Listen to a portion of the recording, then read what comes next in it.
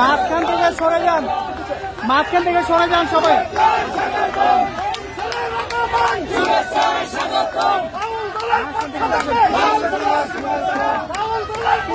ভাই সাইডে সাইডে সাইডে সাইডে সাইডে সাইডে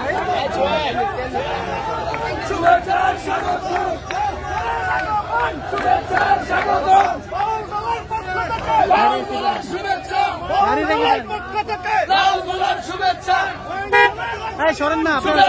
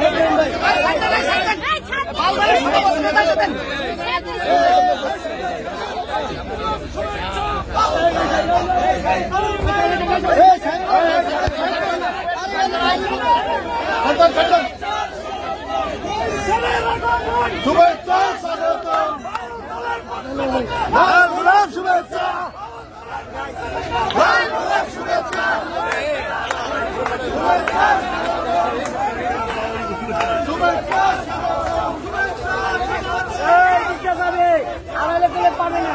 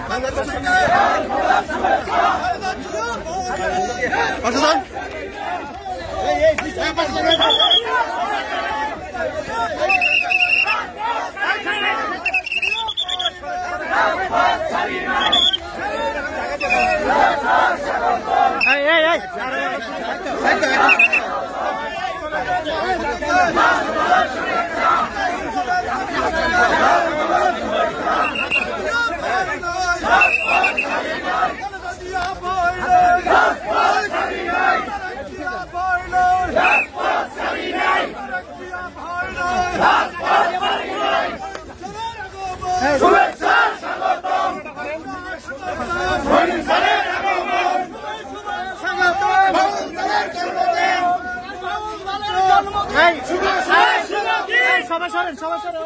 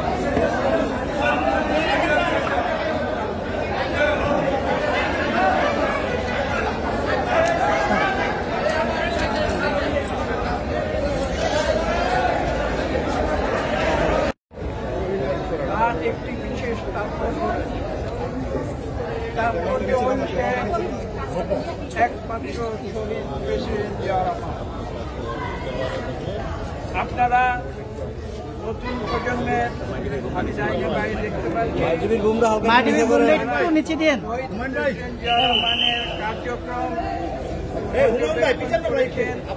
সরাসরি দেখেছেন, তারা হয়তো জানতেন যে শহীদ প্রেসিডেন্ট জিয়া রহমানের যে অনন্য প্রতিভা ছিল সেটা শুধু রাষ্ট্র পরিচালনায় নয়, তিনি কিন্তু জীবনের প্রতিটি ক্ষেত্রে তার কর্মকাণ্ডের একটি প্রভাব রেখে গিয়েছিলেন।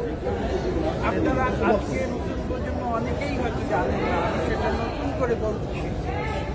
এই যে আজকের যে শিল্পকলা, সেই শিল্পকলায় কিন্তু তিনি বাংলাদেশের যে গ্রামীণ যে শিল্প, গ্রামীণ যে কালচার, আমাদের যে বাউল গান থেকে শুরু করে আমাদের যে বিভিন্ন রকমের গান রয়েছে, সেই কিছু যে প্রতিভা রয়েছে গ্রামে গ্রামে, সেই প্রতিভাকে তিনি বাংলাদেশের 18 কোটি মানুষের প্রতিভাগ করার জন্য তিনি কিন্তু শিল্পকলা একাডেমিতে তিনি গ্রামীণ যে কৃষ্টি এবং সংস্কৃতি তার সমাবেশ করেছিলেন।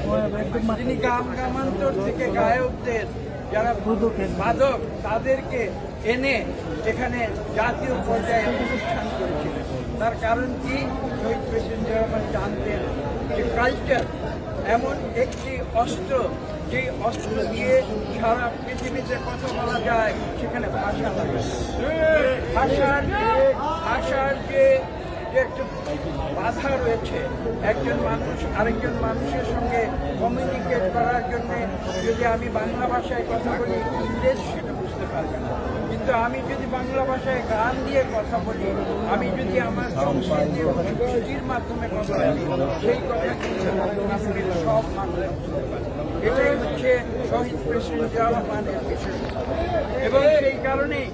এবং সেই কারণেই কিন্তু তিনি, আপনাদের মনে আছে, তিনি যখন বিদেশ ভ্রমণে যেতেন, তিনি কিন্তু তার সফর সঙ্গী শত শত লোক যেতেন না, তিনি বেছে বেছে গ্রামীণ যে আমাদের সঙ্গীত শিল্পী বা আমাদের যে বাদ্যশিল্পী তাদেরকে কিন্তু তার টেলিভিশনের সঙ্গে এবং সেই গুরুত্ব তিনি দিয়েছিলেন। শহীদ প্রেসিডেন্ট জিয়া রহমান বাংলাদেশকে নতুন করে গড়ে তুলতে চেয়েছিলেন জাতীয়তাবাদের ভিত্তিতে, এবং সেইখানে তিনি যে আদর্শ তিনি স্থাপন করেছিলেন সেটি শুধু শহরে আদর্শ নয়, সেটি গ্রাম বাংলার আদর্শ, এবং তাকে তিনি সামনে নিয়ে এসে তিনি বিশ্বের বুকে বাংলাদেশকে নতুন করে তুলেছিলেন। আপনারা জানেন শহীদ প্রেসিডেন্ট জিয়া রহমান শুধু একাধারে মানুষে বলে তিনি ছিলেন সৈনিক, তিনি সৈনিক ছিলেন। সৈনিক হয়ে তিনি স্বাধীনতার ঘোষণা দিয়েছিলেন, যে সাহস সেদিন 26শে মার্চ 1971 সালে ছিল না, সেই তিনি পাক সেনাবাহিনীর বিরুদ্ধে বিদ্রোহ ঘোষণা করেছিলেন। সেই বিদ্রোহ ঘোষণা করার সাহস তাকে নিয়ে বলা হয়েছে একজন অখ্যাত মেজর। তারা জানে না সেই অখ্যাত মেজর কিন্তু সারা বিশ্বে বিখ্যাত মেজর হয়ে গেছে যখন তিনি স্বাধীনতা। কাজে আজকে আপনারা জানতে চেয়েছেন কেন আমরা আজকে এখানে এসেছি। আজকে শহীদ প্রেসিডেন্ট জিয়া রহমানের তার যে জীবনের একটি বিশেষ দিক, সেই বিশেষ দিকটি জাতির সামনে তুলে ধরার উদ্দেশ্যে তার যে বহুবিধ গুণাবলী ছিল, তার যে বহুবিধ দৃষ্টিভঙ্গি ছিল, সেটাকে বাংলাদেশের মানুষের সামনে তুলে ধরার জন্য আজকে আমরা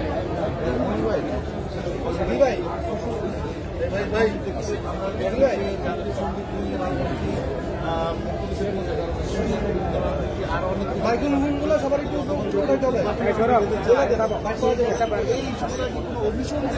ওনারে দাঁড় করাই দেন, মাইক্রোফোন দাঁড় করাই দেন, ব্যাট পাওয়া যায় না। দাঁড়াও, ধন্যবাদ।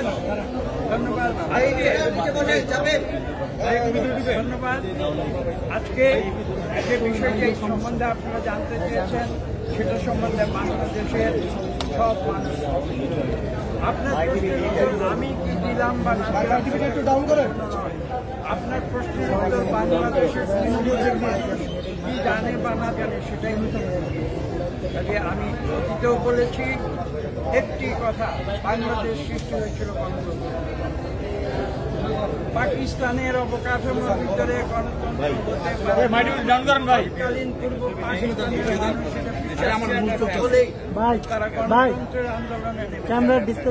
এবং আমরা পরবর্তীতে দেখেছি একটি রাজনৈতিক দল যারা স্বাধীনতার প্রতিভু বলে নিজেদের দাবি করেছিল, অত্যন্ত লজ্জা এবং কলঙ্কের বিষয় যে তারা বাংলাদেশ থেকে স্বাধীনতার মূল আদর্শকে কি সেটা সেই গণতন্ত্রকে ধ্বংস করে দিয়ে তারা প্রথমে বাকশাল কায়েম করেছিল, পরবর্তীতে তারা অলিখিত বাকশাল কায়েম।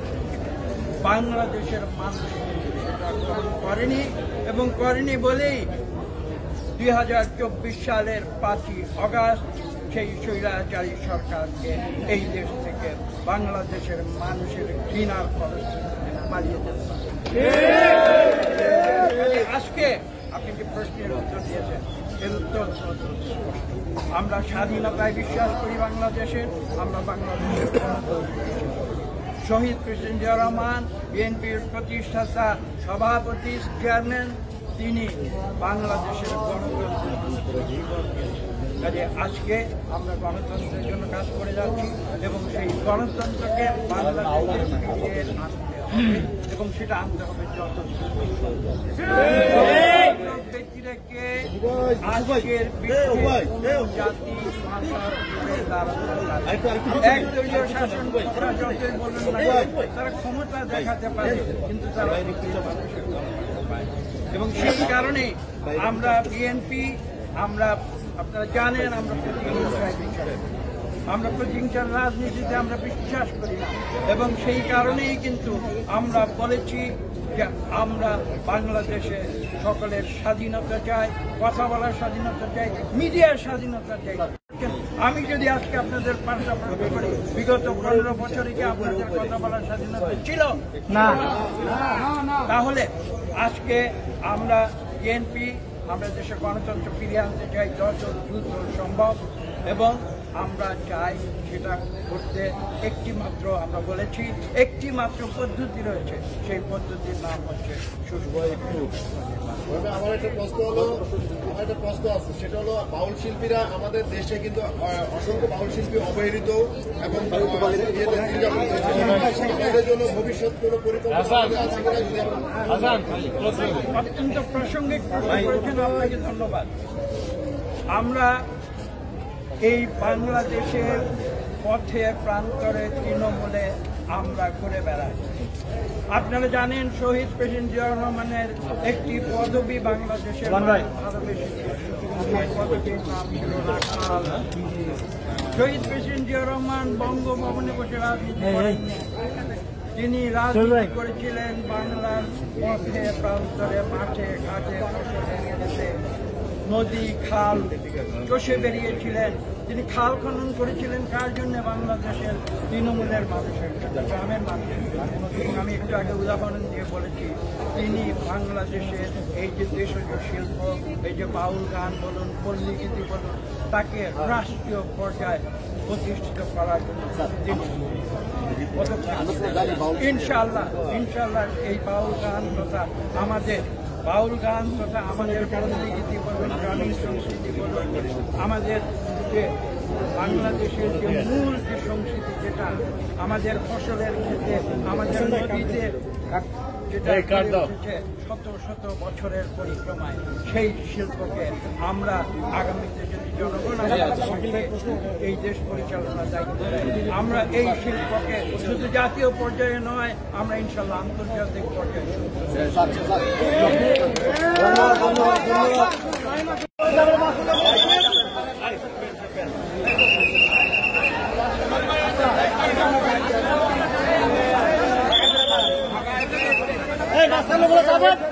মাঝখানে ফাঁকা করেন না রে ভাই।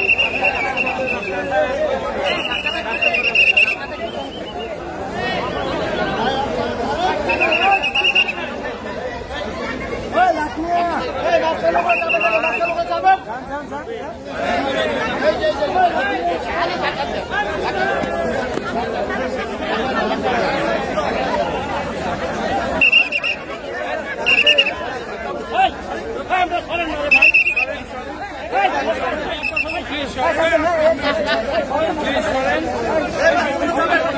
রাস্তাটা ক্লিয়ার, রাস্তা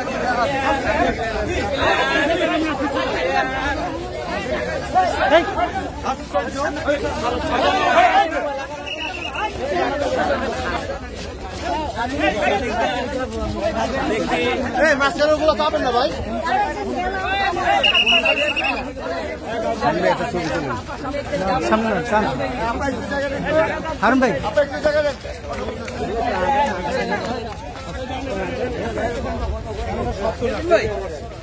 স্যার